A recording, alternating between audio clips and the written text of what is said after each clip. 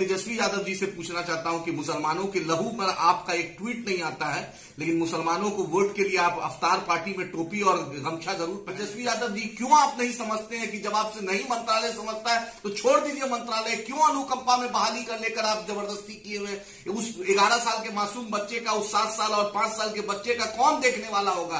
क्या बिहार सरकार उसके सिर पे रखता है? तो आप गोपालगंज पैदल चलने की बात करते हैं, कटिहार पैदल चलने की बात करते हैं, लेकिन मुसलमानों के लहू से आपको एक जरा मतलब नहीं, सिर्फ मुसलमानों के वोट से मतलब है। नीतीश और तेजस्वी सरकार में एमआईएम पार्टी के मुस्लिम नेताओं को लगातार निशाना क्यों बनाया जा रहा है? क्या यह सरकार की मंशा है या प्रशासन की नाकामी? सुनिए एमआईएम स्पोक पर्सन आदिल हसन क्या कह रहे हैं। आसिफ जमाल साहब जो मरहूम, जो हमारे पार्टी के जिला संयोजक रहे, मजलिस इत्तेहादुल मुस्लिमीन के सीवान के और फाउंडर मेंबर्स में रहे, उनकी जो हत्या हुई है ये बहुत ही अफसोसनाक है। अभी तक पुलिस प्रशासन ने कोई इसमें हरकत नहीं दिखलाया जिस तरीके से हरकत होनी चाहिए।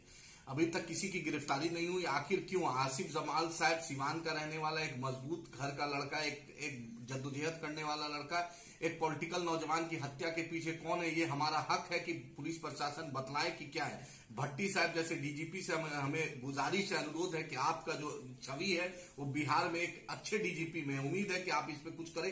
उनके परिवार को बिहार सरकार 50 लाख रुपया और नौकरी दे।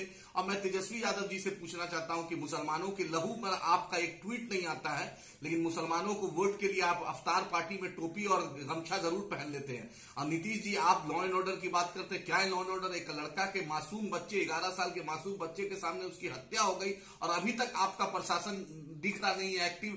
वो ढाला जो है, सिसवन ढाला के चलते 15-20 मिनट वहां पर उसको रास्ते में फंसा रहा, जिसके चलते सही हॉस्पिटल में नहीं पहुंचा। जब हॉस्पिटल में, सदर हॉस्पिटल पहुंचता है सीवान, वहां पर भी डॉक्टर और ठीक से इलाज नहीं हुआ, उसकी मौत हो गई। क्या यही बिहार है? क्या यही विकसित बिहार बनाना चाहते हैं? क्या इसी के लिए मुसलमानों ने, दलितों ने, वंचितों ने आपको वोट दिया था? इसीलिए नीतीश जी आप 8 बार से मुख्यमंत्री है। तेजस्वी यादव जी, क्यों आप नहीं समझते हैं कि जब आपसे नहीं मंत्रालय समझता है तो छोड़ दीजिए मंत्रालय। क्यों अनुकंपा में बहाली कर लेकर आप जबरदस्ती किए हुए उस 11 साल के मासूम बच्चे का, उस 7 साल और 5 साल के बच्चे का कौन देखने वाला होगा? क्या बिहार सरकार उसके सिर पे रखेगा? आपके स्वजातीय पे होता है तो आप गोपालगंज पैदल चलने की बात करते हैं, कटिहार पैदल चलने की बात करते हैं, लेकिन मुसलमानों के लहू से आपको एक जरा मतलब नहीं, सिर्फ मुसलमानों के वोट से मतलब है।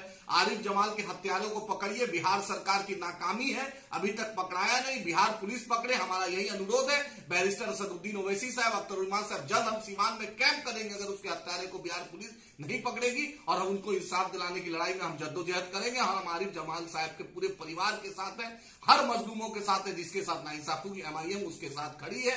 और हम डरते हैं तो अपने अल्लाह से डरते हैं, किसी मौत से, किसी गोली से नहीं डरते हैं। जिसको जो करना है कर ले, लेकिन इंशाअल्लाह जद्दोजहद मजलिस इत्तेहादुल मुस्लिमीन जारी रखें।